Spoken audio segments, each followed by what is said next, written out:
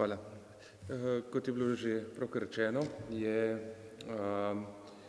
historična topografija Primorske drugi zvezek v naši zbirki Slovenska historična topografija, katerega cilj je izdelati sodoben historični krajevni imenik za celotno slovensko ozemlje s posebnim poudarkom na srednjeveškem obdobju.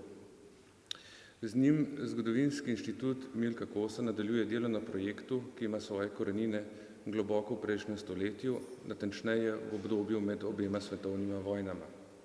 Hkrati zapolnjujemo vrzel, saj je bilo ozemlje Primorske edini del Slovenije, za katerega doslej še nismo imeli historične topografije oziroma historičnega krajevnega imenika.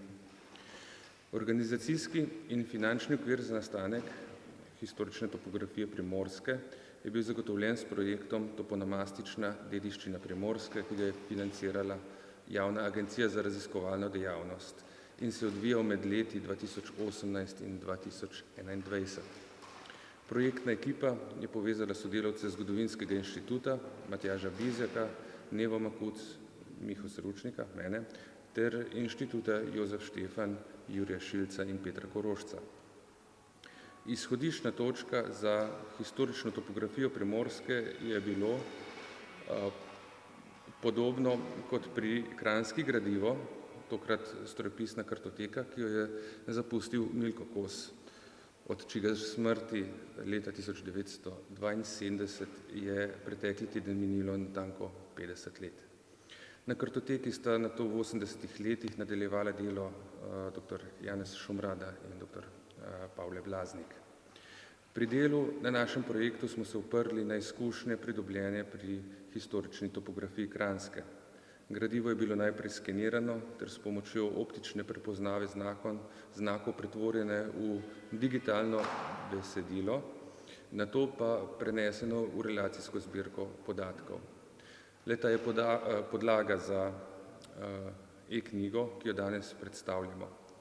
Obenem pa imamo v pripravi, tako kot pred 6 leti, tudi dostop do podatkov na spletni strani projekta, kjer bodo ti podatki uporabnikom ponujeni na interaktivnem zemljevidu. Historična zemljepisna imena so, kjer je bilo to mogoče, usklajena s sodobnimi uradnimi imeni iz registra zemljepisnih imen, tako imenovanega REZI, georeferencirana ter opremljena z referencami primarnega vira in edicije.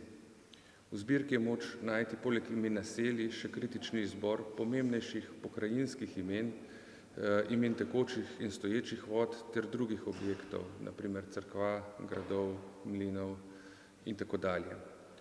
Poleg tipologije je projektna ekipa poskrbela tudi za temeljite dopolnitve uporabljenih virov in edicij. Pri tem smo nabor historičnih krajevnih imen posameznih lokacij dodatno popolnili.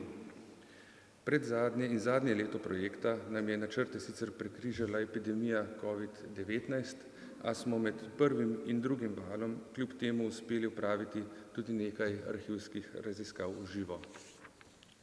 Zaradi manjšega teritorialnega obsega slovenske Primorske je pričujoči zvezek v primerjavi s kranjskim krajši.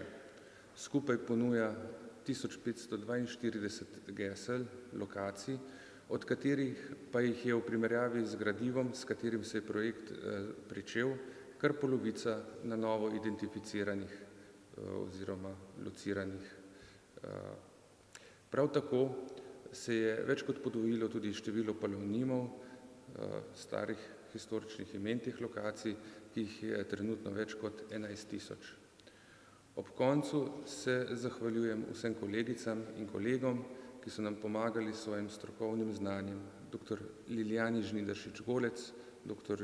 Juretu Vovčjaku, dr. Dragu Trpinu, dr. Darji Mihelič in dr. Janezu Höflerju.